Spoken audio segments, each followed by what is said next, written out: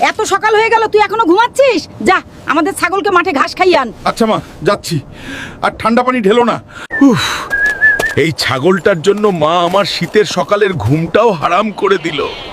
আমার সব সুখ গেল রে। আরে সাংঘাতিক, মেলায় দেখছি কঠিন লটারি চলতেছে। প্রথম প্রাইজ 50 লক্ষ টাকা। এই লটারি যদি কোনোভাবে লেগে যায় তাহলে সারা জীবন আয়েশ করে কাটাবো। ভাই, আমার কাছে কোনো টাকা নাই। আপনি কি আমার এই ছাগলটা নিয়ে কিছু লটারির টিকিট দিতে পারবেন?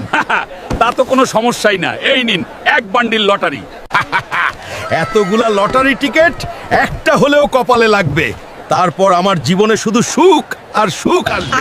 বন্ধুরা, অবশেষে অপেক্ষার প্রহর শেষ হলো। আমাদের এই মেলায় 50 লক্ষ টাকার লটারি বিজয়ী হলো আমাদের থ্যানোস সাহেব। হায় রে, লটারি পাওয়ার লোভে এখন ছাগলটাও গেল। মা যদি এটা জানতে পারে তাহলে এই শীতে আর ঘরে জায়গা দিবে না। এখন কিছু একটা বুদ্ধি বের করে মাকে 9-6 বুঝিয়ে বলতে হবে। ও মা, তাড়াতাড়ি বের হয়ে এসো, আমাদের একটা বড় সর্বনাশ হয়ে গেছে। বাবা হাল্ক, তোর কি হয়েছে?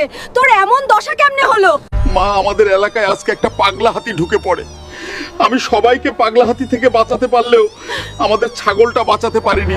তা নিয়ে চিন্তা করিস না বাবা, তোকে নিয়ে আমার অনেক গর্ব হচ্ছে, কারণ তুই সবাইকে বাঁচিয়েছিস। আর তোমরা চুপি চুপি চ্যানেলটা সাবস্ক্রাইব করে দাও। খবরদার আমার মাকে কিচ্ছু বলবে না।